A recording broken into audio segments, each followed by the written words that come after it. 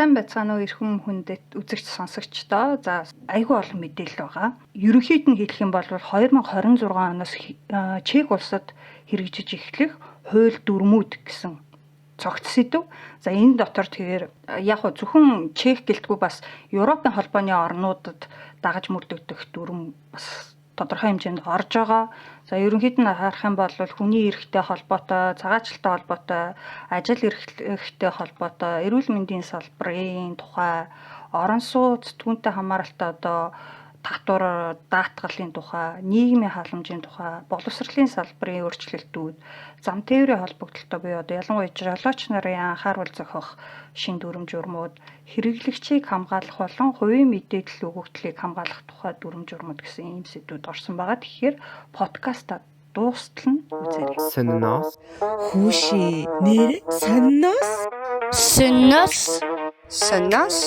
сонноос бро. Юуны түрүүн хүний эрхтэй холбоотой шинэ хуулиуд. За энэ дотор болохоор эхний сэдв нь аюулгүй байдалтай холбоотой өөрчлөлтүүд гинэ. Гэр бүлийн хүчирхийлэл гэх нэр томьёоллыг хуулинд шинээр тодорхойлох болсон байна Чехэд. Өмнө нь зөвхөн бие махбодын хүчирхийллийг авч үздэг байсан бол одоо сэтгэл санааны болон санхүүгийн хүчирхийллийг тусад нь салгаж нэрлэх шаардлагагүйгээр ерөөсөө гэр бүлийн хүчирхийлэл гэдэг нэг нэр томьёон дотор эдгээр бүгднийг ойлгодог болж байгаа юм байна. За дараагийнх нь болохоор deep fake-ийн зөв бус хэрэглээг хязгаарлаж хүний эрхийг хамгаалах тухай хууль гинэ. За ямар нэг хүнийг одоо хиймэл оюун ухаан ашиглаад зураг бичлэгийг ингээд зохиомлоор хийх тохиолдолд цахим орчинд ингээд энэ бол айгүй цахим орчинд нийтлэг болсон шүү дээ тий. За энэ өнгөц харахад ингээд гим хоргүй одоо зүгээр нэг хошигнол маркаар ашиглагдаад байгаа юм шиг боловч хор хөнөөлөл нь бас айгүй том байх боломжтой. Ялангуяа бид нарт ойрхон жишээ гэх юм бол нөгөө сонгуулийн үеэр ингээд янз бүрийн нэр дэвшигч ч юм уу те deep fake ашиглаад ингээд хилээгүйг нь хэлсэн болгодог ч юм уу те. Тиймэрхүү байдлаар ашигладаг юм ноцтой асуудлууд гарч ирж байгаа. Тийм болохоор үүнд зориулсан тийм хууль гарч байгаа юм байна. Яг ямар хууль вэ гэхээр Чехэд одооноос эхлээд хин нэгнийг зөвшөөрөлгүйгээр хиймэл оюунаар тухайн хүнтэй адил зураг бичлэг үүсгэхийг гэмт хэрэгт тооцдог болж байна. За тэгээд ийм төрлийн гэмт хэрэгт ногдуулах шийтгэл нь 2 хүртэлх жилийн хорих ял байна гинэ. За хэрвээ хохирогч нь насан туршаагүй хүүхэд байх юм бол энэ шийтгэл нь бүр өндөр байх боломжтой. За тэгэхээр янз бүрийн хамаагүй хүмүүсийн одоо зураг бичлэгийг ингээд artificial intelligence-ээр юм уу deep fake-ээр ингээд үүсгээд янз бүр юм хийж болохгүй байх нь шүү. Хуулийн хариуцлага хүлээнэ. За хүүсэд суурилсан цалингийн ялгааг арилгах тухай гинэ. 150 ба түүнээс дээш тооны ажилтнтай компаниуд дотооддоо байгаа хүүсэд суурилсан цалингийн зөрүүг бүртгэж тайлагнахад энэ оноос бэлдэж эхлэх юм байна. За тэгээд 2027 оны 6 дугаар сар гэхэд эхний тайлангаа олон нийтэд ил болгох үүрэгтэй болж байгаа гинэ. За зарим төрлийн ажил мэргэжилтээр ингээд нөгөө яг адилхан ажил хийж байгаа хэрнээ эрэгтэй эмэгтэй хүмүүсийн цалингийн хооронд айгүй том зөрүү байдаг гэсэн юм яриа байдаг те.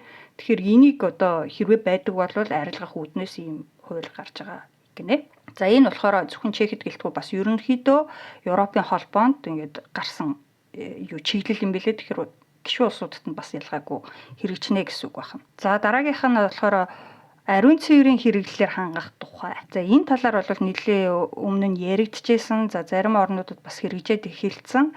За бага болон дунд сургуулиуд сарын тэмдэгт ирсэн хүүхдүүдийг ариун цэврийн хэрэглэлээр хангах үүргийг хуулийн дагуу хүлээдэг болж байгаа гинэ Чех улсад. За хүний эрхтэй холбоотой хэсгийн дараагийн нэг дэд бүлэг болохоор гэр бүлтэй холбоотой хуулиуд гэж байна. За нэгдүгээрх нь их барих ба хүүхэд гаргах үеийн эрх гинэ. Шинээр гарсан журмын дагуу эмнэлгүүд эхийн төрөлтийн төлөвлөгөөг хүндэтгэн үзэж дагах үүрэгтэй болсон гэж байна. Төрөлтийн төлөвлөгөө гэдэг нь жишээ нь төрөлтийн байрлал орох юм байна. За мөн төрөх үед эхийн хамтрагч буюу одоо нөхрийг хажууд нь байхыг ямар нэгэн хязгаарлалт тавихгүйгээр зөвшөөрөх ёстой болж байгаа юм байна. Эхнээс нь дуустал нь хамт байна гэдэг ч юм уу те.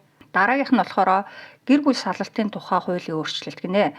Салалтын үеийн сэтгэл санааны дарамт, санхүүгийн зардал чирэгдлийг багасгах үүднээс салалт ба хүүхэд асран хамгаалагчийн эрхийг хуваарлах гэсэн 2 асуудлыг нэгтгэж нэг шүүх хурлаар шийдвэрлэдэг болж байгаа гэж байна. Гол нь салж байгаа 2 хүн хоорондоо ямар нэг асуудалгүйгээр хүүхэдтэй асран халамжлах төлөвлөгөөн дээр санал нэгдэж байх юм бол тухайн улсын гэрлэлтийн салалтын шалтгааныг ерөөсөө байцааж шалгах шаардлагагүй болж байгаа юм байна. Гол нь тэр хосууд хоорондоо тохиролцсон л байх ёстой гэж. Салгалттай холбоотой хуулинд орсон бас нэг өөрчлөлт нь болохоор шүүхийн төлбөртэй холбоотой хэсэг байна. Маргаангүй салгалтын шүүх хурлын төлбөр нь 2000 крон болсон бол маргаантай салгалтынх 5000 крон болсон гинэ. За дараагийнх нь иргэний эрхийн хуулийн нэмэлт өөрчлөлт. Энэ бол урт удаан яригдсан одоо нөгөө хүүхдэд бие махбодын шийтгэл үзүүлэхгүй байх тухай хууль. Энэ талаар би бас урд нь ярьжсэн тий. Яг энэ хуулийн хэрэгжилт нь 2026 оны 1-р сарын 1-ээс эхэлж байгаа.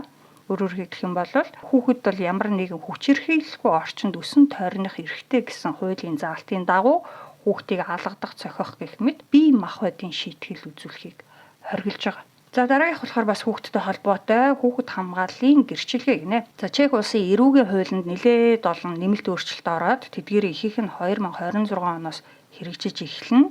Гэхдээ яг одоо танилцуулах байгаа энэ хүүхэд хамгааллын гэрчилгээ гэдэг сэдвийн хүрээнд хэрэгжилт нь 2027 оны 1-р сараас эхлэх юм байлээ. Эдгээр энэ оноос хэрэгжиж эхлэхгүй ч гэсэн ерөнхийдөө товчхон танилцуулчих. За хүүхэдтэй шууд харьцдаг ажил хийдэг хүмүүст тавигдах шаардлага хориг арга хэмжээ тодруулал хүнд ноцтой гэмт хэрэг хийсэн хүн ялангуяа хүүхэдтэй холбоотой хүчирхийллийн хэрэг хийсэн хүмүүсийг хүүхэдтэй харьцах ажил хийхийг нь хэдэн жилээр буюу дээд тал нь бүр 100 жилээр хордог болно гинэ. Тэгэхээр хүүхэдтэй харьцдаг ажил гэхээр одоо жишээ нь цэцэрлэг сургуулийн багш ажилтан, хүүхдийн сургуульд дугуулангийн багш ажилтан, цуслангийн багш, хүүхдийн эмч, эрүүл мэндийн байгууллагын ажилтан гэх мэт албан тушаалд орохын тулд детский сертификат буюу хүүхд хамгааллын гэрчилгээтэй байж ээж орох боломжтой болох юм байна.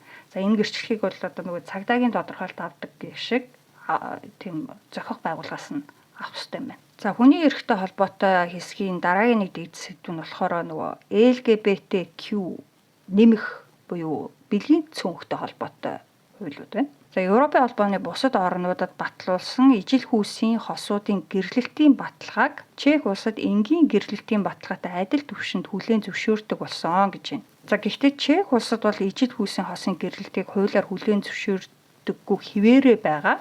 Европын холбооны бусад орнуудад одоо зөвшөөрдөг орнуудад ингээд нөгөө гэрлэлтэд батлуулсан гэрлэлтийн гэрчилгээтэй болсон тохиолдолд ижил хүйсний хосыг Чехэд бас ялгаагүй гэрэлсэн хосууд гэж авч үзээд одоо гэрэлсэн хосуудад үүсдэг эрхүүд үүдэн шүү дээ. Өмчлөлийн эрх ч юм уу, нийгмийн халамж авах ч юм уу тэр болгон давхар үйлчлдэг болно гэсэн үг байна.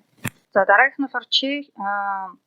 нь болохоор ижил хүйсийн хосууд Чехэд гэрлэлтэд батлуулах боломжгүй ч гэсэн хамтрагч буюу партнер гэдгээ бүртгүүлэх боломжтой байдгийн байна. За үүнд нь хуучин болохоор registered partnership буюу бүртгэгдсэн хамтрагч гэсэн нэршлиг ашигладаг байсан гинэ. Тэгвэл одоо энэ жилээс эхлээд partnership буюу зүгээр л хамтрагч гэсэн нэршлиг ашигладаг болж байгаа юм байна. Тэрнээс гадна ингэж бүртгүүлсэн хосуудын нэг нь одоо яг өөрийнх нь биологийн хүүхэд өөрийнх нь төрүүлсэн ч юм уу те хүүхэд байлаа гэж бодоход нөгөөх нь тэр хүүхдийг нь хууль ёсны дагуу өргөж авах боломжтой болж байгаа гинэ. За энэ бүлэгт тогтож байгаа бас нэг өөрчлөлт болохоор гендерийн эрхтэй холбоотой. За яг үүндээ миний хувийн бодол шүү. Энэ айгу буруу хууль гэж бодож байгаа. За юу вэ гэхээр Чехийн иргэн одоо үнэмлэхтэн дээрээ нөгөө төрмөл хүүсээ солиулж бичүүлэх боломжтой. Гэхдээ ингэж бичүүлэхдээ заавалчгүй нөгөө хүүсээ солиулах хагалгаа юм уу эсвэл өргөжүүлэх ажиллагаа хийх байх албагүй гинэ. Зүгээр стокчоос бичиг аваад янз бүрийн хүүсээ солиулах хагалгаа хийлгээгүй хэрнээ би эмэгтэй гэж төрчөөд зүгээр өөрийгөө эрэгтэй гэж боддог бол стокчоос энийг нь батлах бичиг аваад тэгээд иргэний үнэмлэхин дээр би эрэгтэй гэж бичиж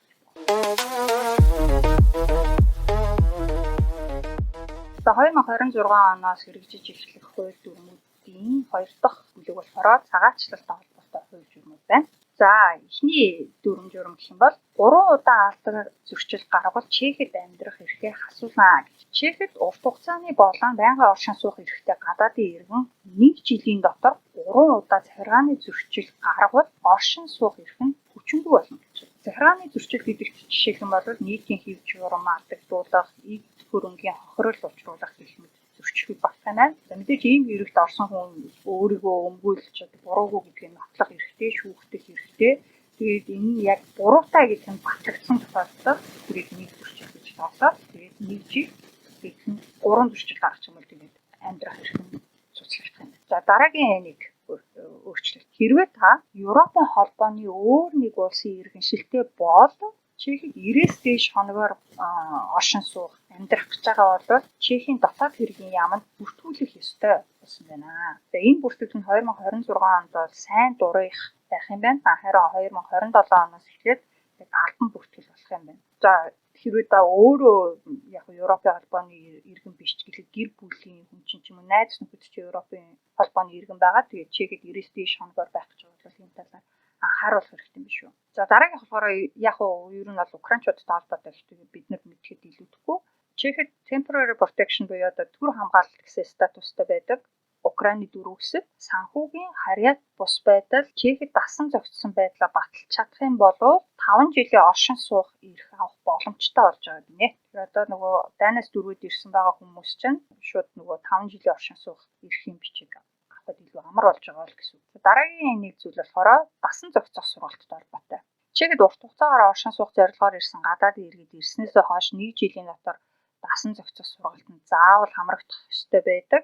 За энэ шаардлагын хэрэгжилтийн хяналт нь уламж хангаж байгаа юм байна. Тиймээс энэ сургалтанд хамрагдаагүй бөгөөд хамрагдах ёстой хүмүүс Чехийн дотоод хэргийн яамны вебсайтаас дэлгэрэнгүй мэдээллийг авч сургалтандаа хамрагдах хэрэгтэй юм биш үү. За гэхдээ энэ сургалтанд болохоор сургалтын виз, хөрөнгө оруулагчийн виз гэх мэт зарим төрлийн визтэй хүмүүс бол хамрагдах шаардлагагүй байдаг. Тийм болохоор та өөрийгөө хамрагдах шаардлагатай юу, яаж хамрагдах ёстой, төлбөр нь ямар байдаг гэх мэт одоо дэлгэрэнгүй мэдээллийг авахыг хүссэн бол энэ хэсгэн дээр харуулж байгаа kursi.frs.gov.cz гэх сайтын яг энэ хэсэг рүү н ороод тайлбарыг нь уншаарай. За энэ талаар бас мэдээллийг өөртөө ойрхон байгаа интеграцийн төвөөс авах боломжтой. За цагаачлалтай холбоотой хууль дүрмийн хамгийн сүүлийнхэн болохоор энэ 2026 оны 5 дугаар сараас хэрэгжиж эхлэх юм байна. Чех улсад Европын холбооноос гаргасан хууль дүрмийн дагуу ажиллах эрхийн хүсэлтийг хүлээн авч хариу өгөх хугацаа 90 хоног болно.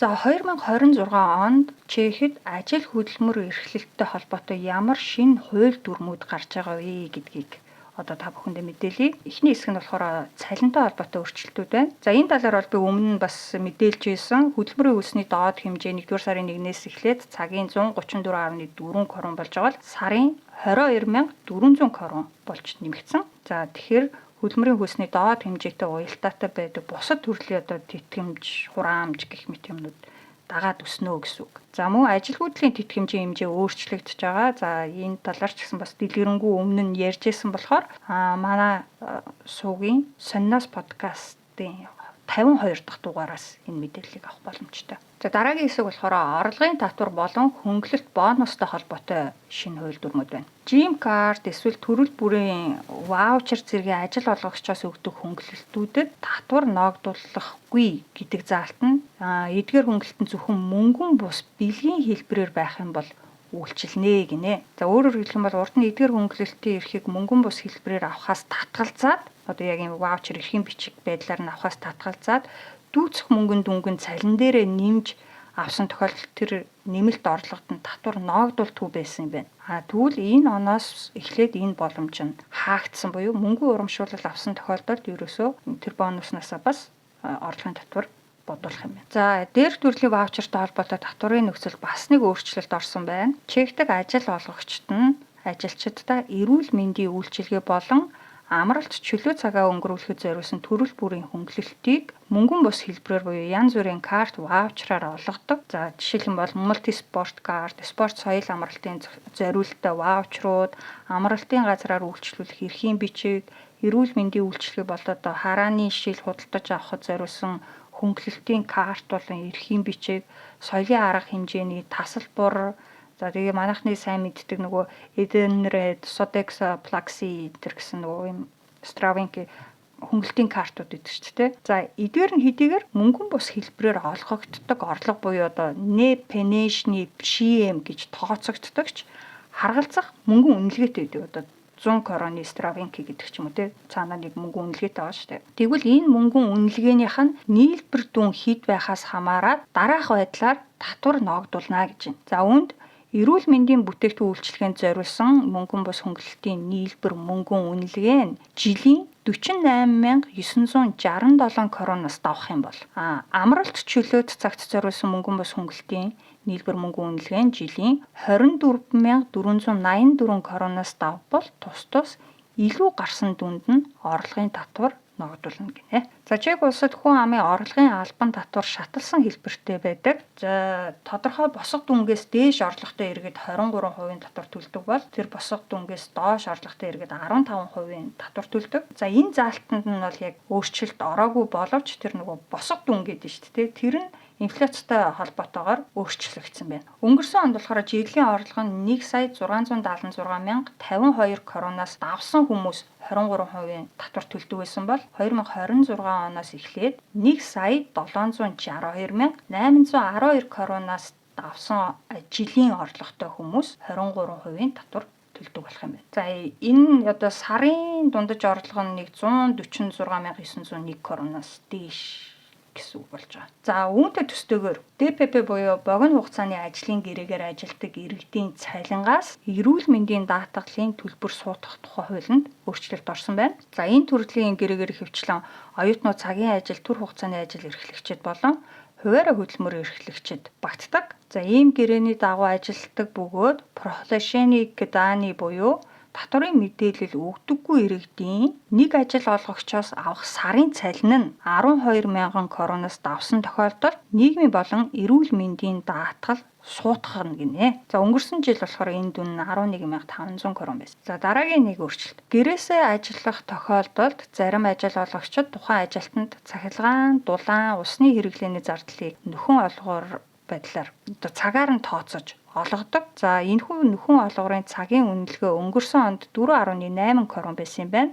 Энд болохоор 4,7 крон болоод 10 холилороор буурчээ. За дараагийн өөрчлөлт. Стравенковый паушал буюу хоолны талууны мөнгөн дүнгийн татвар оногддоггүй хэсэгт мөн өөрчлөлт орсон гинэ. Урд нь нэг ээлжийн хоолны талуун 116,2 крон хүртэлх мөнгөн дүнд татвар ногдуулдаггүй байсан бол за энэ дүн нь 128,8 крон болж нэмэгдсэн байна. За нэг ээлжийн хоолнд олгодог байгууллагаас ч олгодог мөнгөн дүн нь 128,8 кроноос дээш гарч байгаа бол тэр зөрүү мөнгөнд нь орлогын татвар тооцох юм байна. За ажил хөдөлмөр эрхлэлттэй холбоотой хуулиудын өөрчлөлтийн дараагийн нэг дэд сэдэв болохоор бизнес болон хуваарь хөдөлмөр эрхлэгчидтэй холбоотой өөрчлөлтүүд байна. За энэ төрлийн хуулийн өөрчлөлтийг ярихаас өмнө та бүхэндээ ОСВЧ буюу хуваарь хөдөлмөр эрхлэлтийн талаар үндсэн ойлголтыг айгүй товчхон өгье. За хуваарь хөдөлмөр эрхлэхээр төлөвлөж байгаа хүмүүст магадгүй энэ хэрэг болох бах. Хуваарь эрхэлж буй хөдөлмөр нь тухайн хүний орлогын гол их үүсвэр болдог бол главный чинност гэж нэрлэдэг юм байна. Харин нэмэлт орлогын үүсвэр болдог бол видлейший чинност гэж нэрлэдэг юм байна. За татварыг нь болохоор хоёр янзаар тооцох боломжтой байдаг юм байна. Стандарт татварлалт буюу зардлаас нь хамааруулж татвар тооцохныг боломж өгдөг бол хоёр дахь нь тогтмол татвар буюу паушальны даан гэж бас тооцдог юм байна. За тэгээ одоо нөгөө шинэ өөрчлөлтүүдийн мэдээлэл өгье. Хэрвээ хуваарь эрхэлж буй хөдөлмөр нь таны орлогын гол их үүсвэр бол нөгөө главный чинност бол гэсэн үг. Нийгмийн даатгал болон эрүүл мэндийн даатгал цар бүр заавал төлөх хамгийн бага мөнгөн дүн нь өнгөрсөн жилийн хувьд нэрлсэн дундаж цалингийн 35%-аас тооцогддог байсан бол энэ жилээс 40%-аас нь тооцогддог болж байгаа юм байна. За товчхондоо нийгмийн даатгалд сарын 5,437 крон, эрүүл мэндийн даатгалд сарын 3,145 крон хамгийн багадаа төлөх ёстой юм байна. За энэ хоёрын нийлбэр нь өнгөрсөн оногтой харьцуулах юм бол 855 кроноор нэмэгдсэн байна. Хуваарь хөдөлмөр эрхэлж эхлээд 3 жил болоогүй хүмүүст энэ дүн арай бага, жоохон хөнгөлөлттэй байдаг юм байна. Нийгмийн даатгал нь болохоор энэ жилээс эхлээд сарын 3,575 крон болсон бол эрүүл мэндийн даатгал нь 3,306 крон болсон байна. За хэрэв хуваарь эрхэлж буй хөдөлмөр нь таны нэмэлт орлогын их үүсвэр бол буюу видлейший чинност бол тухайн үүсвэрээс олж буй бүтэн жилийн ашиг нь гэдэг нь одоо орлогоосоо зардлага хасаад гарч байгаа тоо тий. Ашиг нь 105,521 кроноос давсан тохиолдолд за жилд ийм гэхэр чинь сард дунджаар нэг 8,794 кроны ашиг олдог бол гэсэн үг. Ашигынхаа 14,6% тэнцэх дүнгээр нийгмийн даатгал 675% тэнцэх дүнгээр эрүүл мэндийн даатгалд төлнө гинэ. За энэ болохоор хуваарай хөдөлмөр эрхлэгчдийн нийгмийн даатгал болон эрүүл мэндийн даатгалтай холбоотой мэдээлэл л. Тэгвэл одоо болохоор орлогын татварын хувьд ямар өөрчлөлт орсныг мэдээлье. Татварыг нь болохоор хоёр янзаар тооцдог гэсэн шүү дээ. Нэг нь болохоор стандарт буюу одоо нөгөө хуваар тооцдог, нөгөөх нь болохоор тогтмол татвар буюу паушаалны даан. Хэрвээ тогтмол татвар буюу паушаалны даан төлдөг бол энэ төрлийн татвар төлдөг хуваарай хөдөлмөр эрхлэгчдийг орлогоос нь хамааруулад 3 ангилт юм байна угаасаа. За эхний ангиллал буюу жилийн орлого нь 1 сая короноос доош гэдэг ангиллалд нь өөрчлөлт орсон байна. За сар бүр тогтмол дүнгээр төлдөг татвар нь өнгөрсөн жил болохоор 7498 корон байсан гинэ. Тэгсэн энэ жилээс 2500 короноор нэмэгдээд 9984 корон болсон байна. За гэхдээ энэ тогтмол татварт нь болохоор орлогын татвараас гадна нийгмийн даатгал, эрүүл мэндийн даатгал нь давхар орчдгийм билээ. За бүх төрлийн хуваарай хөдөлмөр эрхлэгчдийн хувьд одоо дээр дурдсан ингээд бүх төрлийнх нь эрүүл мэндийн даатгалын материалаа зөвхөн цахимаар явуулах боломжтой болсон гэж байна. Урд нь одоо биеэр юм ингээд шуудангаар нөгөө даатгалын байгууллагатай явуулчихдаг байсан бол одоо цахимжуулалтын үр дүнд одоо юм биеэр явуулах нь зогссон. Заавал цахимаар явуулдаг болсон гэж. За хөдөлмөр эрхлэлтэй холбоотой дараагийн дэд сэдв болохоор хүний нөөцтэй холбоотой өөрчлөлтүүд гинэ. 2026 оны 6 дугаар сараас эхлээд Европын холбооны цалингийн ил тод байдал гэсэн чиглэлийн дагуу Чехийн хуулинд бас өөрчлөлт орсон байна. За ингэснээр ажил олгогч нь тухайн албан тушаалд олгодог цалингийн дээд доод хэмжээг ажлын зар дээрээ юм эсвэл ажлын ярилцлагын үед заавал нөгөө ажил гориглогчид мэдэгдэх үүрэг хүлээж байгаа юм. За мөн ажил гориглогчоос өмнөх ажилласаа авч ирсэн цалингийн түүхийг нь асуухыг хуулиар хоригддог болсон байна. Үүнээс гадна ажил гориглогч нь тухайн компанид өөрийнх нь горилж буй ажлын байранд олгодог дундаж цалингийн дэлгэрэнгүй мэдээллийг авах хэрэгтэй болсон гинэ. За энэ нь юу гэсэн үг гэхээр одоо нөгөө яг тэр албан тушаал дээр өөр хүүстэй хүмүүс ямар цалин авдیں۔ Зөрүү байдığım үгүй юм уу гэдгийг асууж мэдэх эрхтэй болсон байна. За 2026 оны 7 дугаар сараас эхлээд ажил олгогч нь шинэ ажилтныг ажиллаа эхлэхээс нь өмнө улсын системд бүртгүүлэх үүрэг хүлээх юм байна. Ажилтны цалингийн дээд хэмжээний мэдээллийг ажил олгогчийн сарын нэгдсэн тайлан буюу ЕМХ-зээр дамжуулан татварын алба, нийгмийн халамж, дотоод хэргийн яам гэсэн байгууллагууд дор бүрэн авдаг болох юм байна. За энэ тайланг цаг тухайд нь явуулаагүй тохиолдолд ажилтан, ажил олгогч аль нь торгуулнаа гэж. За ажил олгогч гэдэг ойлголт нь илүү өргөн хүрээтэй болсон байна. Ганц хүн ажлын байраар хангадаг байсан ч ажил олгогч гэж тооцогдно. Тэгэхээр та жишээлх юм бол доороо нэг хүн ажиллуулж байгаа бол бас энэ түрүүний дурдсан нөгөө цалингийн мэдээллийг нь цахим системээр дамжуулж мэдээлэх үүрэг хүлээнэ гэсэн үг. За тэгээд тэр ганц ажилтан заавал бүтэн цагийн ажилтан байх ч албагүй ДПП, ДПЧ гэсэн гэрээний ажилтан байсан ч гэсэн ялгаагүй нэ. За 2026 оноос шинээр хэрэгжиж эхэлж байгаа хууль дүрмүүдийн эрүүл мэндийн салбартай холбоотой өөрчлөлтүүдийг одоо мэдээлье. Энэ бүлгийн 1-р хэсэг нь болохоор дижиталжилт гинэ. 1-р сарын 1-ээс эхлэн эмч нар MRI, рентген, физик эмчилгээ зэргийг хийлгэх бичгийг e-жаданки буюу цахим хэлбэрээр илгээдэг болж байгаа гэж байна. Ингэхдээ гар утасны мессежээр эсвэл e-карта гэдэг аппликейшнийг ашиглан явуулна гинэ. Энгийн цаасан дээр бичсэн бичиг бүр мөсөн хориглоогүй ч гэлээ саяын дурдсан цахим хэлбэрийг илэвд үзэж ер нь бол цаашдаа энэ цахим хэлбэр рүүгээ бүрэн шилжих юм байна. За e-карта ап нь болохоор урд нь нөгөө ковидын үед вакцины үнэмлэх маягийн нэг аппликейшн хэрэгжилжсэн шүү дээ. Тэчка гэдэг. Тэгээд энэ Тэчка гэдэг аппликейшнийг шинжилээд e-карта аппликейшн болгосон. Хэрвээ та тэр аппликейшнээ устгаагүй бол одоо утсан дээр чинь тэр аппликейшн чинь e-карта гэдэг нэртэй болсон байгаа. Шинжлэгдсэн байгаа гэсэн үг. За тэгээд одоо энэ e-карта нь болохоор ерөнхийдөө Чехийн оршин суугчдын эрүүл мэндийн үйлчилгээний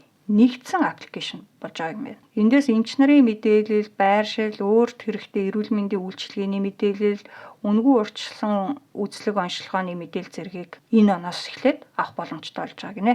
За, эмнэлэгт хэвтэн эмчлүүлээд гарах үед эмнэлгээс гарсан тодорхойлт буюу пропуштэци справи гэдэг нэг бичиг өгдөг шүү дээ. Тэр бичиг нь бас цахим хэлбэрт шилжиж байгаа гинэ. Тодорхойлбол пациентский портал буюу өвчтний портал дээр энэ бичгийг эмнэлгээс нь оруулцдаг болох юм байна.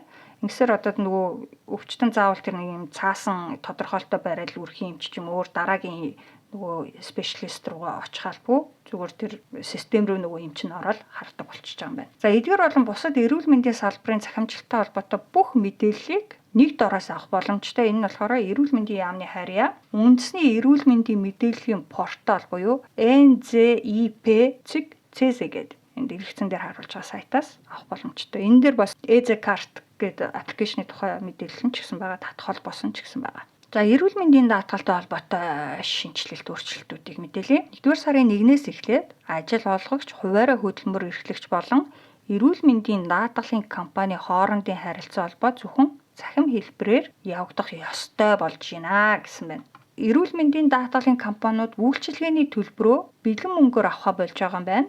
Өөрөөр хэлбэл эргээд эрүүл мэндийн даатгалын төлбөрөө зөвхөн картаар эсвэл интернет банкаар төлдөг болж байгаа гинэ. За бас даатгагч компаниас солих процесс илүү хялбар болсон гэж байна.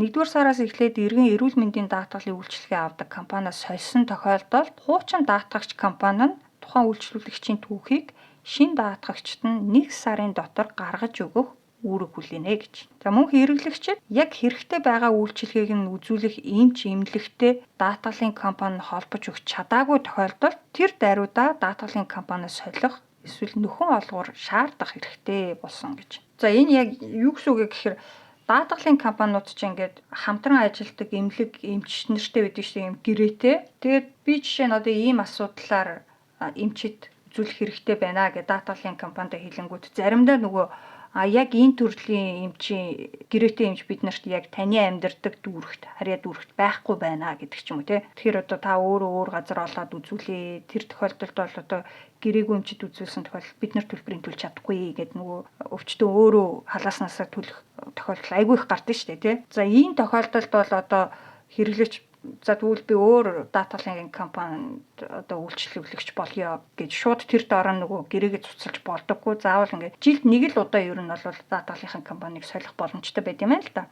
Тэгвэл энэ шинэ хуулийн дагуу болохоор тэр даруйд нь өөрөө хүссэн даатгалын компаниас сольж болно. Яг энэ шалтгааны улмаас шүү дээ.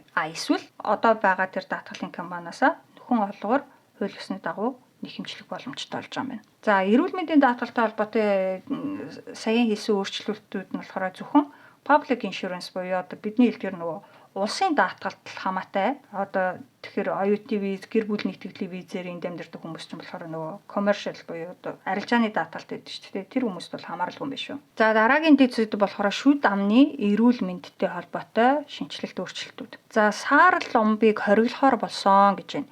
Европын холбооны хэмжээнд амалгам буюу саарл ломб хийхийг хориглодог болсон юм байна. Ингэснээр эрүүл мэндийн даатгалаараа үнэгүй ломб тавиулах тохиолдолд зөвхөн цагаан ломб тавих стандарт тогтож байгаа гинэ. За цагаан ломб дотроо энгийн биш арай үнэтэй ломб хийлгэх тохиолдолд эрүүл мэндийн даатгалаас зөвхөн 900 хүртэлх короныг нь л төлөх юм байна. Илүү гарсныг нь өвчтөн өөрөө төлнө гэж. За сувгийн эмчилгээний тухайд үүдэн шүд болон бага арааны стандарт сувгийн эмчилгээний төлбөрт 1300 орчим короныг даатгалаас төлдөг болсон юм байна. Харин бусад арааны эмчилгээ болон өндөр найрвчлалтай микроскопын сувгийн эмчилгээний төлбөрийг өвчтөн өөрөө төлдөг нь хэвээрээ байгаа гинэ. За ВЗП, ОЗП зэрэг ихэнх томоохон даатгалын компаниуд шүдний эмчилгээнд ногдуулдаг мөнгөн дүнгээ нэмэгдүүлсэн гэж байна. Насанд хүрэгчид жилд 500-аас 1000 короны нөхөө олгорыг шүдний цэвэрлэгээний үйлчилгээнд зориулан авах боломжтой бол хүүхдэд энэ дүн нь ВЗП компани хувьд гэхэд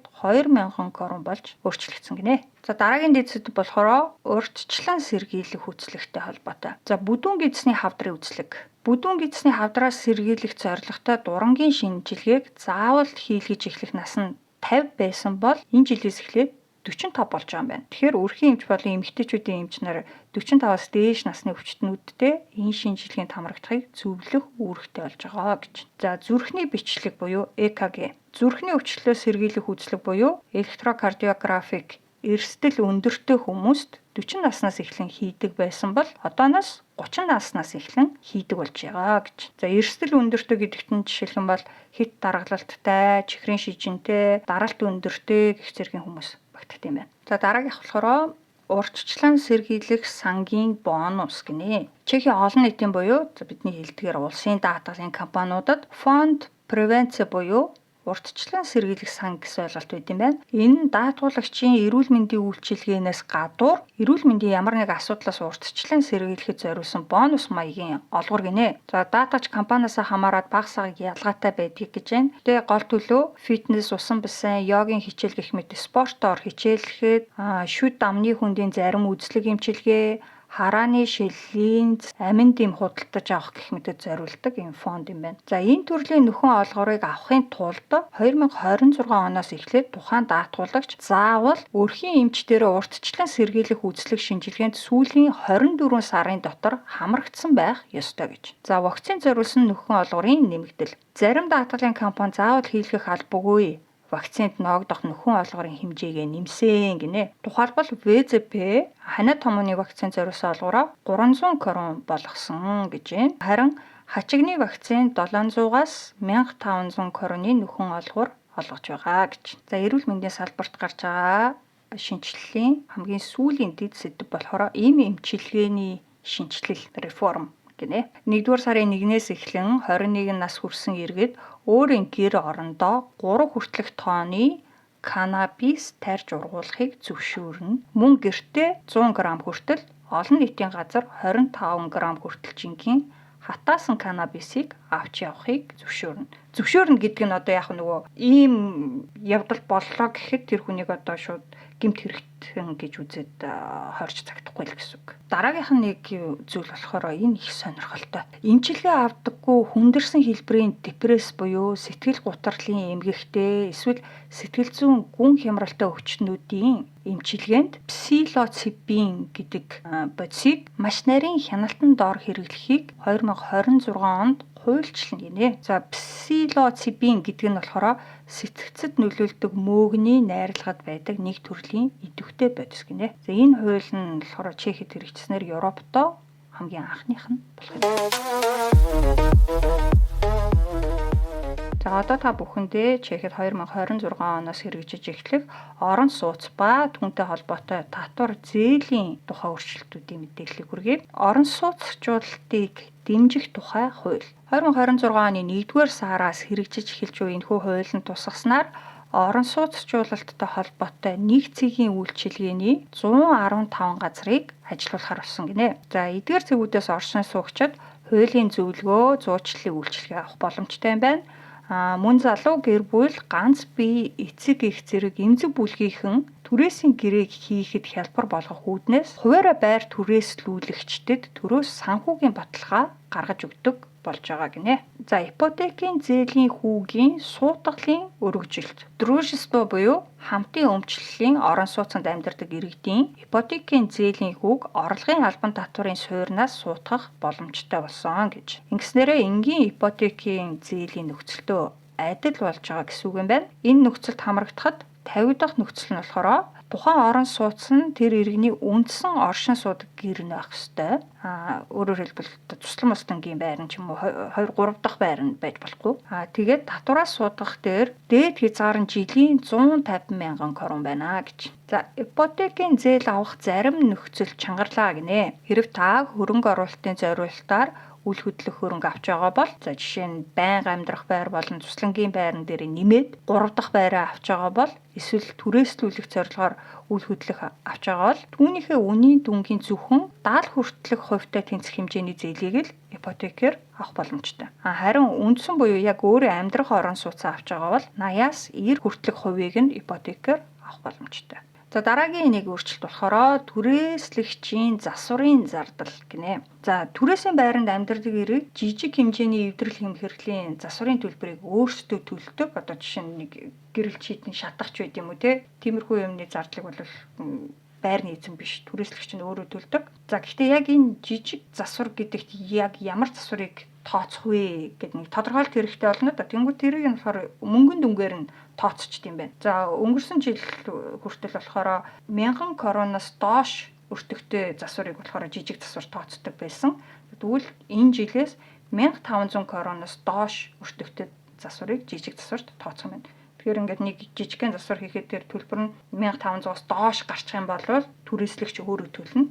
дээш гарах юм бол байрны эзэн өөрөө төлнө. За энэс гадна бас нэг өөр төрлийн хязгаарлалт байгаа энэ жижиг засварын төлбөртэй холбоотой. Энэ нь болохоор байрны метр квадраттай уялдуулсан хязгаарлалт байгаа. За 1 метр квадратад ноогдох жижиг засварын төлбөр нь жилдээ 150 кроноос хэтэрвэл түрээслэгч төлөхгүй байрны эзэн төлнө. За өмнө жил болохоор энэ 100 крон байсан гэдэг. За энийг арай ойлгомжтойгоор тайлбарлах юм бол таны түрээсэлж амьдарч байгаа байр чинь жишээлх юм бол 60 метр квадрат байлаа гэж бодъё л доо. Тэнгүүд энэ чинь 150-аар үржүүлэнгүүт чинь 9000 крон болно тий. Тэгэхээр жилд таны одоо нөгөө жижиг засварт ингээ керманаасаа төлсөн мөнгө чинь нийлбэр нь 9000-аас дээш гараад ирэх юм бол тэгсэрнэ дахиад бас нэг жижиг сажиг засвар хийх шаардлагатай байгаад их юм бол тэр дээш гарсан засварын төлбөрийг болохоор байрны эзэн төлөх нь. За нэг ийм өөрчлөлт байгаа байна. За дараагийнх нь болохоор хэрэглээний зардалтай холбоотой байна. Праг хотод бохор болон цэвэр усны тариф метр куб нь 140-100-ыг 37 крон болсон байна. За энэ дундаж өрхийн хувьд сарын 19 кроноор өссөн гэсэн үг юм байна. Зохицуулалттай эрчим хүчний бүрэлдэхүүн хэсгүүдийн хувьд цахилгааны үн ойролцоогоор 1.1 хувиар, хийн үн ойролцоогоор 4.5 хувиар өссөн гэж. За үйл хөдлөх хөрөнгийн татварын өөрчлөлт 2026 оноос эхлэн Чех улсад үйл хөдлөх хөрөнгө өмчлөгчийн татварыг жил бүр инфляцтай уялдуулан шинчилж байхаар болсон байна. Өмнө нь болохоор яг ингээд хуулиар нэг тоо ингээд баталцдаг. Тэгээд нэг хэсэг хугацааны дараа тэр тоогоо шинчилдэг байсан юм л да. Тэр нь бол айгүй практикт нийцгүй байсан. Тэгвэл одоо ингээд жил болгон инфляциас хамаарат үйл хөдлөх хөрөнгө өмчлөгчийн татвар өөрчлөгдөж байгаа юм байна. За 2026 оноос Чехийн нийгмийн халамжид ямар өөрчлөлтүүд орж байгаа талаар мэдээлэл одоо хүргэе. За энэ оноос Чех улсад 4 төрлийн нийгмийн халамжийг нэгтгэхэд супер давка буюу нэг том халамжийн үйлчлэгийг нэвтрүүлж байгаа. За энэ талаар би бас өмнө подкастаараа ярьж ирсэн. Тэгэхээр та бүхэн дэлгэрэнгүй мэдээллийг манай суваг дээр Чехийн нийгмийн халамжид шинээр нэмэгдэж буй тэтгэмж супер давка гэд бичиж хайх юм бол гараад ирнэ. За дараагийн нэг өөрчлөлт болохоор хүүхдийн мөнгөтэй холбоотой ихэр хүүхэд төрүүлэхэд олгох тэтгэмж нэмэгдсэн гэж байна. За нөгөө Родичевский приспевек буюу эцэг эхийн тэтгэмж гэж орчуулж байна тий. Энэ болохоор Чехэд байдаг бас нэг төрлийн айгу том халамж. За үүний хэмжээ болохоор нэг хүүхэд төрүүлсэн тохиолдолд 350 мянган крон байдаг. За энд бол өөрчлөлт ороогүй. Харин нэгээс дээш буюу одоо ихэр хүүхэд төрүүлсэн тохиолдолд хэдийн ихэр нь хамаагүй 2 3 4 хэд ч хамаагүй ихэр хүүхэд төрүүлсэн тохиолдолд Родичевский приспевек урд нь 525 мянга байсан. Энэ оноос эхлээд 700 мянган крон болж байгаа юм. За гэхдээ энэ Родичевский приспевекийг бол ингээд 700 мянга 350 мянга гэд нэг дор авдаггүй. Ингээд 2-3 жилд ингээд хуваагаад сар бүр авдаг. За тэгэнгүүт нэг хүүхэд төрүүлсэн тохиолдолд сард авч болох дээд хэмжээ нь 15 мянган крон байдаг. Энэ бол хэвээрээ байгаа. Ихэр хүүхэд төрүүлсэн тохиолдолд энэ хэмжээ нь сарын дээд хэмжээ нь 22500 байсан бол энэ жилээс эхлээд 30 мянга болж байгаа. За бас нэг шинэ төрлийн халамж гарч ирсэн байна. Оюутан эцэг эхийн тэтгэлэг гэдэг нэртэй заяа. За гэтээ энэ бол яг албачиж эхэлсэн үгүй юу гэдэг их сонирхолтой байгаа юм. Ямар ч үсэн ийм мэдээлэл байна. 2026 оны 9-р сараас эхлэн шин төрлийн санхүүгийн дэмжлэг хэрэгжиж эхлэх гэж байна. Чехийн ихтэй сургуульд бүтэн цагаар сурдаг оюутан ээж хүүхэдтэй болсон тохиолдолд хичээлийн жилийн турш сар бүр хөдөлмөрийн хөлсний доод хэмжээний 3.1-тэй тэнцэх стипенд авах хэрэгтэй болно гэж. Тэр хөдөлмөрийн хөлсний доод хэмжээ бол энэ жилийн хувьд 22400 байгаа. Түүний 3.1 гэдэг чинь 7400 500 крон ч юм уу сард аавна. Тэгээ энэ хичээлийн жил гэхээр нийтдээ жилд 10 сарын турш сар бүрийн мөнгө аавна гинэ. Тэгээ энэ хүүхэдтэй холбоотойгоор шинээр бий болдог зардлуудаас болоод одоо оюутан сургуулаа хаяхаас сэргийлэх зорилготой гэсэн байна.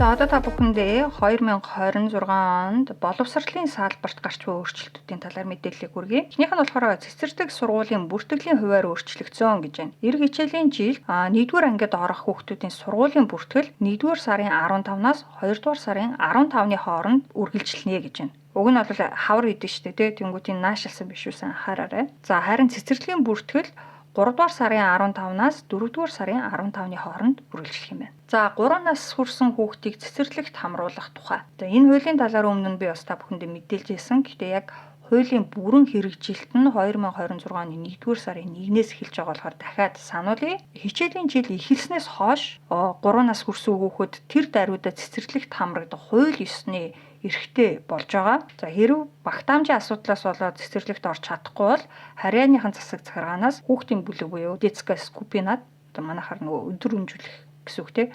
Детская скупинад хамруулах эсвэл эцэг эхт нь мөнгөн дэмжлэг үзүүлэх үүргийг хүлээнэ. За энэ оны 9-р сараас эхлээд Чехийн бүх цэцэрлэг сургалтын шинэ хөтөлбөрт шилжих юм байна. Энэ талаар та бүхэн сонирхч байвал интернетээс RVP PV гэд хайхад гараад ирнэ. Гэсэн үгээр Рамцови Выздороваци програм про предшкольный выздорование гэд. За энэ шинэ хөтөлбөр болохоор зарим цэцэрлэгт өнгөрсөн 9-р сараас хэрэгжиж эхэлсэн юм бэлээ. Харин 26 оны 9-р сараас албан ёсоор бүх цэцэрлэгт нэвтрэн энэ хөтөлбөр нь хүүхдийг сургуульд ороход бүрэн бэлэн болгоход чиглэсэн одоо бие бэлдэр сэтгэл зүй, нийгмийн харилцаа, оюун санааных нь хувьд гэд бүх талаар нь бүрэн бэлтгэж чиглэсэн гэж. За энэ оноос бас сургуулийн цайны газрын хоолны материалд өөрчлөлт орж байгаа юм байна. Илүү шин соргог, ногоо цагаан орсон, илүү тийм эрүүл хүнс түлхүү оруулахаар босон гэж. Одоо бүхэндээ 2026 оноос хэрэгжиж эхэлж байгаа зам тээврийн холбогдлолтой буюу ялангуяа жолооч нар анхааруул зохиох өөрчлөлтүүдийн талаар мэдээлэл хүргэе. За нэгдүгээр төлбөр торгуулийн тухай. Хурдны замын төлбөр өөрчлөгдсөн байна. Жилийнх нь 2570 крон болсон бол 30 хоногийнх нь 480, 10 хоногийнх нь 300, 1 хоногийнх нь 230 крон болж тус өөрчлөгдөжээ. За даатгал хийлгээгүй тохиолдолд ноогдуулдаг торгуулийн хэмжээ ойролцоогоор 30%-аар нэмэгдсэн байна. За жолооны үнэлэх болон шалгалттай холбоотой өөрчлөлтүүд. Машины бүртгэлээ шинжлэхийн тулд захиргааны байгууллага руу очих шаардлагагүй болсон портал доправи буюу зам тээврийн порталаар онлайнаар бүртгүүлээд гэрчлэгээ шууд хаягаараа хөрвүүлээд авах боломжтой болсон байна. За өндөр настай жолооч нарын заавал хамрагдах ёстой эрүүл мэндийн үзлэг шалгалт гэж байдгийм байна. За энэтэй холбоотой бага зэрэг өөрчлөлт гарчээ. За энэ ямар төрлийн үзлэг шалгалт байд юм бэхээр хараа, сонсгол, даралт, мэдрэл гэдэг нь одоо нөгөө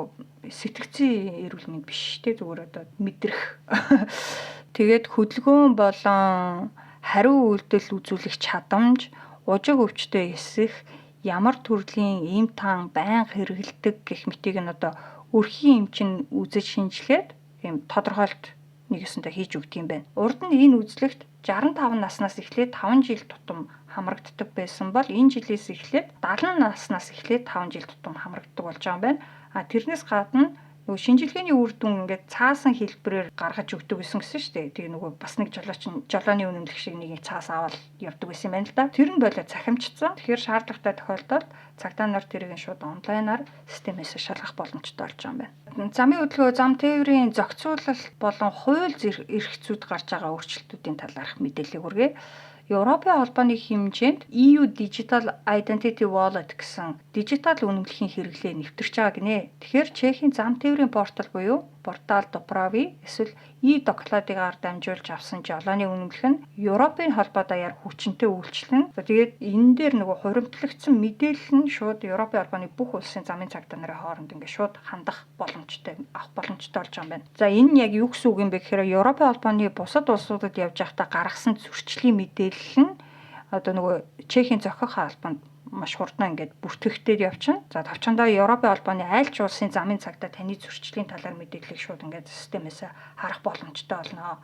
Хэрвээ та ингээд Европын холбооны нэг улсад томоохон зөрчил гаргаад жолооны эрхээ хасуулчих штеп. Тэгэх юм бол Европын холбооны бусад улсууд ч гэсэн жолооны эрх чинь хасагдсан гэсэн үг. За 3 дугаар түвшний автомат жолоодлогыг зөвшөөрдөг боллоо гэж байна. Чех улсад тодорхой хурдны замууд дээр 3 дугаар түвшний автомат жолоодлогыг хүлээн зөвшөөрдөг болсон байна. За ингэснээр Европын холбоонд анхдагч улсуудын нэг болж байна гэж. За Герман болохоор анхных нь байсан юм байна. 3 дугаар түвшний автомат жолоодлого гэдэг нь яг юу юм бэ гэхээр жолооч бол яг жолооныхаа ард сууж байна. Гэхдээ ингээд өөр юм хийгээд явж болно. Одоо ном унших ч юм уу, уцаа оролдох ч юм уу тэгэж болдно. Гэхдээ яг нөгөө шаардлагатай тохиолдолд шууд жолоогоо авах боломжтой байж байна. Харин автомат жолоодлого нь болохоор бүх төрлийн жолоогоо хийх боломжтой. Одоо хурцсах, зогсох, хурдаа удаачруулах, игний байраа солих, эргэх гэдэг ч юм уу те. Тэгээд нэг тавигдж байгаа шаардлага нь болохоор жолооч шаардлагатай үед 10 секундээс хэтрэхгүй хугацаанд жолоодлогыг авахд бэлэн байх ёстой гэж. За дараагийн нэг өөрчлөлт энэ талаар бараг та бүхэн сонссон баг. Праг хотод цахилгаан скутерийг аль биесээр хориглолоо гэж. 2026 оны 1-р сарын 1-ээс эхлээд Праг хотод түрээсийн цахилгаан скутерийн хэрэглээг хориглосон. За түрээсийн ингэж тодтогч байгааг бас Праг хотод гэж тодтогч байгааг сайн анхаараарай. За гэхдээ Прагаас бусад хотууд ер нь бол Прагийн жишгийг дагаж магадгүй. Ер нь бол энэ хориг нь одоо нөгөө Lime Bolt гэдэг нөгөө түрээсийн цахилгаан скутерүүд чинь ингээл замын хажууд хамаагүй ингээд хүмүүс нь хайцсан ингээ хүнд тээг болоод идэг штэ. Дээрээс нь ингээл хүнд айрж алчих гал яваад идэг. Тэгээд нийгмийн одоо нөгөө хэв журмыг алдагдуулдаг. Дээрээс нь яг тээврийн хэрэгсэл гэхээсээ илүү entertainment байдлаар хэрэглэгдээд байна гэж үзэж байгаа болохоор одоо энэ хотын хөдөлгөөнд бол ямар ч эерэг хувь нэмэр үзүүлэхгүй байна гэж үзээд Праг хотын захиргаанаас түрээсийн цахилгаан скутерийг хориглосон байна. Гэхдээ түрээсийн дугуй болон түрээсийн цахилгаан дугуйны хэрэглээг бол зөвшөөрч байгаа. Гэхдээ бас тодорхой хэмжээний юм нөгөө зохицуулалт бол орж байгаа юм байлээ. Яг ийм тодорхой хэсгүүд дээр явахыг зөвшөөрнө. Эсвэл одоо нөгөө парклуулах зогсоолыг нь байршуулна гэдэг юм. Тэр зогсоолын асуудал бас айгүй том асуудал болоод байгаа байхгүй. Мэдээж хувь хүн өөрийнхөө өмчийн цахилгаан скутерийг бол унаад явж болно. Тэр эрх нь бол хэвээрээ. За энэ төрлийн хориг бас Парис, Мадрид гэх мэт одоо Европын бусад томоохон хотуудад ч гэсэн ер нь сүүлийн жилүүдэд хэрэгжиж эхлээд байгаа. За 2026 оноос хэрэгжиж эхлэх хэрэглэгчийг хамгаалахтай холбоотой өөрчлөлтүүд. Даатгалын ил тод байдлын тухай хууль гинэ. Европын холбооноос гаргасан чиглэлийн дагуу даатгалын компаниуд хэрэглэгчтэй тухайн амь насны бус даатгалын үйлчилгээнд яг юу багтах болон багтахгүй гэдгийг энгийн ойлгомжтой байдлаар тайлбарласан 2 хуудас тохиомлыг өгөх үүрэгтэй болсон байна. Одоо нөгөө даатгалын гэрээг харахаар чинь ингээд ерөн жоохон ойлгоход хэцүү үг хэллэгээр бичсэн байдаг. Гэхдээ монгол хэлээр ч гэсэн. Тэгээд яг ийм юм орох юм уу, орохгүй мүү гэдэг нь айгүй хэцүү. Тэгээд яг нөгөө даатгалаа хэрэглэх нөхцөл нь бүрдээд ирэнгүүт манай энэ гэрэний энэ доор энэ жижигхэн ингээд орохгүй гэж бичсэн штэ энэ төр гэх нэг новшийн асуудлууд гарч ирдэг штэ. За тэрнээс сэргийлэх үүднээс нэг ёсондоо хэрэглэгчийг хамгаалах үүднээс энийг илүү нөгөө хүнд ойлгомжтой, энгийн хүн ойлгохоор тийм байдлаар ингээд хураангуулаад тохимол гаргаж өгөх үүргийг даатгалын компаниуд хүлээж байгаа юм байна. Гэхдээ энэ амь насны даатгалд бол хамаарахгүй, амь насны бус даатгалуудад хамаарна. За дараагийн нэг хэрэглэгчийг хамгаалахтай холбоотой өөрчлөлт. Энэ бол Монголын банкнуудад аль хэдэн жилийн өмнөөс нэвтрээд хэрэглээд эхэлсэн юм. Чехийн банкудад болохоор яг энэ жилээс албан ёсоор бүгдэнд нийтээр нь хэрэгжиж эхэлж байгаа юм байна. Юу гэхээр гүйлгээ хийхдээ буруу хүлээн авахч руу шилжүүлэхээс сэргийлэх нэг төрлийн юм хамгаалалт. Одоо хүлээн авагчийн дансыг нь оруулаад нэрийг энд чинь өөрөөсөө яг гараар бичдэг штэ тий. Тэгэнгүүт тэр бичсэн нэрийг чинь яг тэр дансны дугаарт харгалзах нэртэй таарч ийн үгүй юу гэдгийг нь шалгадаг болж байгаа юм гинэ. Ийм дээр үеийн өөрчлөлт одоо л энд орж байна. За дараагийн хэрэглэгчийг хамгаалах бас нэг өөрчлөлт болохоор ногоон гисэн тодоглолоор тарих угаалт хийхийг хориглолоо гэж байна. За 2026 оны 9-р сараас хэрэглэгчдийг чадваржуулах удирдамжийн дагуу энэ дүрэн үйлчилж эхэлнэ гэж байна. Ингэснээрээ бүтээгдэхүүн үйлчилгээний танилцуулга рекламан дээр тухайн бүтээгдэхүүн яг албан ёсны тийм сертификат юм уу үнэмлэх аваагүй бол одоо нөгөө байгаль дээлтэй, экологт хор уршиггүй, эко-френдли, ногоон, карбон нейтрал энтер гэх нэг юм бичээл эсвэл хэлэл рекламадад байдаг шүү дээ. Тийм ерөнхий тодорхойлолтуудыг хэрэглэхийг хориглож байгаа юм байна. За тийм тодорхойлолтуудыг одоо нэршлиг рекламад хэрэглэхийн тулд эсвэл шошоо мошон дээр нь бичихийн тулд заавал тухайн бүтээгдэхүүн тийм сертификат, аль бисны сертификат авсан байх ёстой гинэ. За ингээд 2026 оноос Чехэд хэрэгжиж эхлэх хууль дүрмүүдтэй холбоотой хамгийн сүүлийн бүлгийнхаа мэдээллийг хүргэе. Энэ бол хувийн мэдээлэл өгөгдлийг хамгаалах тухай болон AI-тай холбоотой шинэ хууль дүрмүүд. AI буюу хиймэл оюуны хэрэглээ эрс нэмэгдэж буйтай холбоотойгоор Европын холбооны хиймэл оюуны тухай хууль гэж гараад шат дараалтаагаар хэрэгжиж эхэлж байгаа. За 2026 он болохоор яг энэ хуулийн хэрэгжилтийн хувьд нэлийн чухал жил байхаар байна. Тэгэхээр энэ хуулийн дагуу Чех улсад ямар хууль дүрмүүд гарч байгаа талаар одоо мэдээлье. Нэгдүгээрх нь за энэ хуулийн дагуу 2026 оноос эхлэн олон нийтийн газар терроризм гэх мэт ховор тохиолдлын аял занлын үеэс бусад тохиолдолд AI камер ашиглан хүний царай танихыг хатуу хоригдж байна гинэ. За ийм технологи ашиглан хүний зан төлөв дээр суурилсан эренбэлэлт хийж, сошиал оноо өгөх, сургууль ажлын орчин сэтгэл санаа, эмоцийг тодорхойлох зэргийг эрс хоригдж байна. За учир нь энэ дээрх зүйлс нь одоо хүний халдашгүй дархан байдлыг эвдэж байгаа буюу хүний хувийн орон зайд хит халдж байгаа гэж үзэж байгаа. Жишээ нь нөгөө хятадд ингээд нөгөө AI камерууд ингээд хүмүүсийг хараад янз бүрийн нөгөө сошиал оноо өгч мөгдөг гэдээ яриад байдаг шүү дээ. Би гэхдээ тэрийг яг үнэн үгүйг нь мэдэхгүй байна. Тийм яриа бол айгүйг сонсогддог. Тэнгүүд чинь хүн ер нь олон нийтийн газар явж байхдаа бусдад тийм хор үүсэхгүй бол ингээд эмоц энтрээ илэрхийлж болно шүү дээ. Ууштай гунигтэй явж болно шүү дээ, тий. Тэгж яхад чинь ингээл нэг AI-тай камераар хянаал энэ хүн ингэсэн байна, тэгсэн байна гэж одоо цаана ямар нэг үнэлгээ өгөөд ч юм уу. Ингээд ахын бол хүний эрхэнд халдж ин гэж үзээд үүнийг хуулиар хоригддаг болж байгаа юм байна. За дараагийн нэг өөрчлөлт болохоор хиймэл оюун ашиглагдсныг илэрхийлэх шошго. За ямар нэг зураг, бичлэг гэх мэт контент нь AI юм уу deepfake ашигласан бол заавал тэрнийг нь мэдэгдэх юм тайлбар, бичиг, шошго тавих ёстой. За бас хэрэглэгчид үйлчилгээ үзүүлэхэд одоо AI-аар дамжуулж харьцаж байгаа бол одоо жишээ нөгөө нэг үйлчилгээний ажилтны оронд одоо чатботоор дандаа хариу өгдөг болоод байгаа шүү дээ, тийм тохиолдолд хэрэглэгчдээ одоо би манай байгууллага танд жинхэнэ хүнээр биш чатботоор хариу өгж байгаа шүү гэдгийг заавал мэдэгддэг байх ёстой. За ийм үүрэг хүлээдэг болж байгаа. За ингэснээр одоо хэрэглэгч эсвэл одоо сошиал медиа дээр контент үзэж байгаа хүмүүст төөрөгдөлд орохгүй байх нөхцөл бүрднэ гэж үзэж байгаа.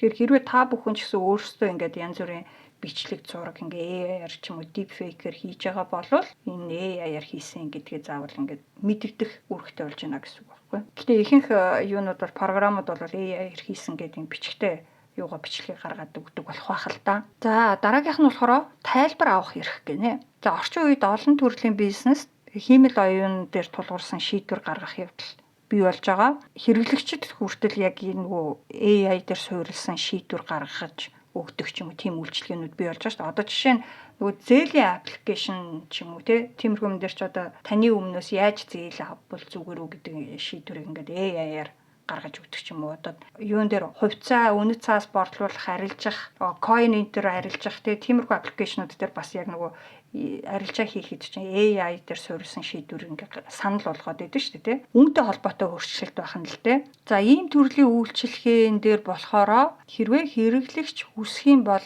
яг тэр AI нь ямар төрлийн датанууд ашиглаж шийдвэр гаргаснаа мэдэгдэх үүрэгтэй болж байгаа юм байна. За дараагийнх нь болохоор GDPR 2.0 гинэ. GDPR гэдэг нь болохоор General Data Protection Regulation буюу ерөнхий мэдээлэл хамгаалах журам гэдэг Европын холбооны орнуудад одоо ер нь хувь хүний мэдээллийн аюулгүй байдлыг хангах үүднээс мөрддөг журам байдаг. За энэний шинчилсэн хувилбар буюу одоо 2.0 хувилбарт нь орж байгаа нэг том өөрчлөлт нь болохоор Data Act буюу өгөгдлийн тухай хууль. Энэ нь 9 дугаар сарын 12-ноос хэрэгжиж эхлэх юм байна. За үүний дагуу хэрэглэгчийн мэдээллийг цуглуулж үйлдвэрлэгчид өгдөг төрлийн бүтээгдэхүүнүүдэд өгөгдөлд дамжуулж хуваалцдаг байх шаардлага тавигдж байгаа гэж. Юу гэсэн үг вэ гэхээр одоо жишээ нь нөгөө смарт хөргөөгч, смарт тоос ороогч гэл нөгөө смарт машин гэл одоо гэр ахуйн ч юм уу хувь хүний хэрэглээнд байдаг янз бүрийн төхөөрөмжүүд, бүтээгдэхүүнүүд чинь ингээд таны хувийн мэдээллийг ингээд таны зөвшөөрөлтөөр борлдог. Цуглуулдаг штеп. Тэгээ цуглуулад үйлдвэрлэгч рүүгээ явуулаад тэрэн дээрээс тулгуурлаад одоо бүтээгдэхүүнээ сайжруулах ч байд юм эсвэл танд ямар нэгэн шинэ функц санал болгодог ч юм уу тийм юмнууд байдаг шүү дээ. За тэгвэл тэр цуглуулж байгаа датаг нь хэрэглэгч өөрөө хүсэх юм бол өөр 3 дахь этгээдтэй хуваалцах боломжтой болно. Одоо жишээ нь та смарт хөрвөгч хэрэгэлдэг байж байгаа. Хөрвөгч чинь эвдэрчлээ гэхэд үйлдвэрлэгч нь биш өөр газар, засварын газар руу та аваачаад засуулахад хэрвээ тэр мэдээлэл хэрэгтэй бол нөгөө цуглуулсан дата нь хэрэгтэй бол тэр датаг тэр засварын газартай хуваалцах эрхтэй болно. За ийм өөрчлөлтүүд энэ оноос хэрэгжиж эхлэхэндээ за эдгээр мэдээлэл та бүхэнд хэрэгтэй сонирхолтой байсан гэдэгт найдаж байна. Та бүхэн бас яг сэтгэлдээ хуваалцаарай. Ямар мэдээлэл нь онцгой шаардлагагүй байсан, ямар нь айгүй хэрэгтэй мэдээлэл байсан. За тэрэн дээр чинь тулгуурлаад би одоо дараагийнхаа дугаар дээр иймэрхүү мэдээлэл гарч ирэхэд нь орчуулж та бүхэнд хүргэх шаардлагатай юу, үгүй юу гэдгээ шийдэх болно. Тэгэхээр надад ч гэсэн бас өгөгдөл хэрэгтэй байна. За тэгээд дараагийн бичлэгээрээ иргэн уулзлаа. Түр баярлалаа.